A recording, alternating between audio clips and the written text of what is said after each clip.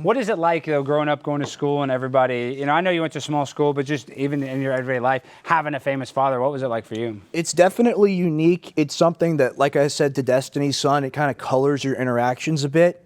It's fun for me to, be anonymous, and that's like I pride myself on that. Like I drive a Tacoma. I'm low Tacoma key. is arguably like the best truck. I had it since I was 16. Yeah, no, I'm just saying they're 200,000 great miles. trucks. I don't hate on 100%. it. It'll go for 400,000, but a Toyota Tacoma is no truck to laugh at. It's a great truck. My point is, I don't have a giant lifted Ram or F-250 with a bunch of MAGA stickers on it. You have a very practical, good car. I'm a practical guy, and what I learned from having people know me before they knew me, which is how I kind of describe it. That parasocial relationship, especially teachers reading an article, that's a very difficult thing. Got a lot of teacher hate. I had a teacher in junior year who I came into the class, and there were only 20 kids in the class, right? And they're all watching the TV, and it's like a World War II presentation, but it's on Stukelnacht, the Night of Broken Glass, right? Okay. So he's giving this presentation, and he pauses it, and he goes, and this is what's happening at the border with Trump, and you, just like your father, are a Nazi. No, he did. Are you... Now, little known fact, and I'm going to out both of us here a little bit. I'm more Jewish than Alex Stein. That is true. Oh my God, they're going to clip that. My mother is Jewish. Alex Stein's dad is Jewish, which makes him a fake and a fraud and makes me the real. You are the real mensch. Jew. You are I'm the real mensch. I need the little kippah and everything, except I'm a Christian, so I don't do that. Well, definitely, the Groypers are definitely going to be watching this episode and definitely clipping that. So thank you for that. But wait, go back to the point you were making before that, before you talked about how we have more Mossad agents. That's what they're going to say. Go ahead. They're going to say, oh, Alex Jones knocked up a Jewish Mossad agent. We got to have fun here, folks. Look, it's the great. internet. It's wet and wild. We're having fun. You brought me on your show. I know, and I love it, and that's why you are a badass, Alex. But what? Where were we? Well, I kind of forgot. What were we saying before? What do we do? What do we do? But what do you think? Growing up with Alex Jones. Growing up with Alex. The teacher, but he really called the teacher, called you a Nazi. Yeah, he called me a Nazi. So as someone with some of that blood, that offended the hell out of me. I was like, excuse me? What the hell's going on, man? Right? But I mean, I just got told, hey, it's the teacher's views, and it is what it is. And,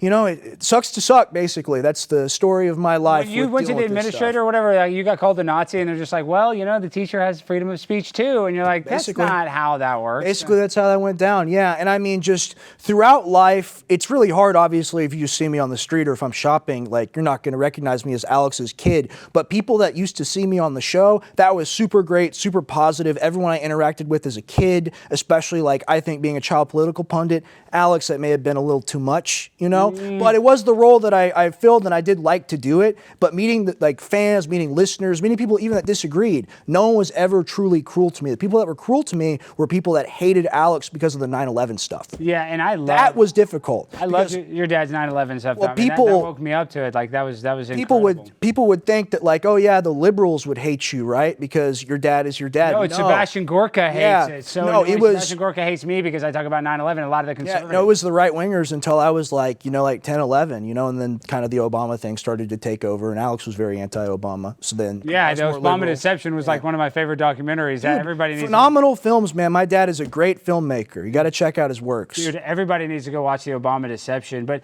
you, growing up, having this dad, controversial. I know that it doesn't seem like it's that challenging, but I think that it was actually awesome that your dad had you around because it just proves that he wanted to be, with you. That's how my dad was too. He always brought me on bail and stuff. So that's just so much love. It's almost impossible for him to keep you away from media if you're always in a media company. And I got to both learn by osmosis parts of all the different jobs and the things that make a studio and make that media company work and the supplement thing.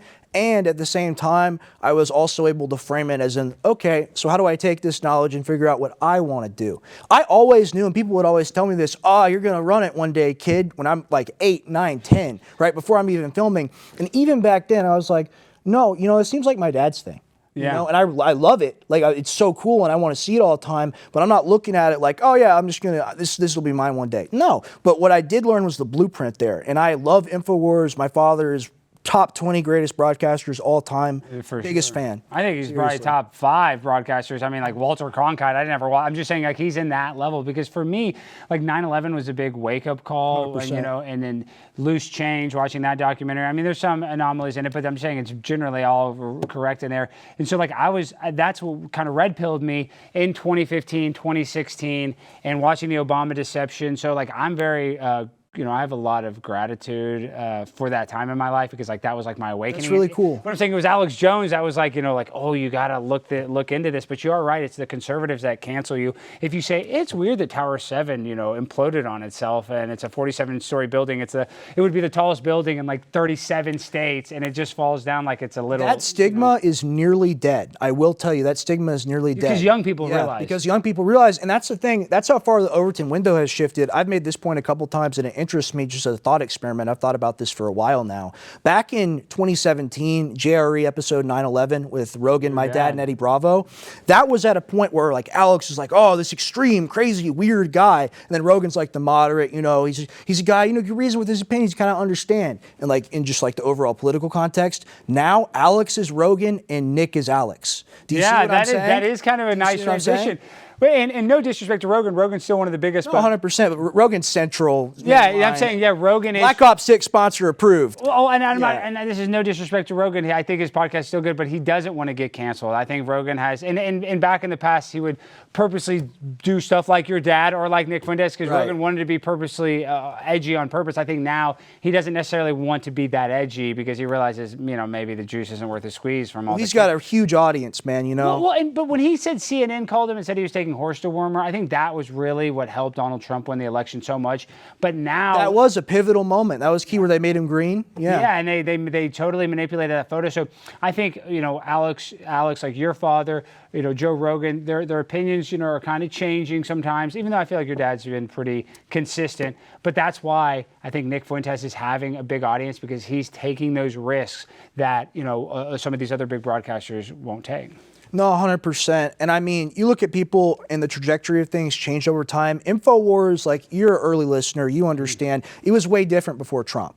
Right? Dude, on YouTube, InfoWars was the best channel on YouTube. It was so sick. We used to post 5 times a day. Dude, even Owen was good on there when he was first coming out on YouTube. Like, dude, it was, the YouTube channel was the best. There's nothing else to watch on YouTube at the time. It was literally the best. They took that from us at 2.8 million.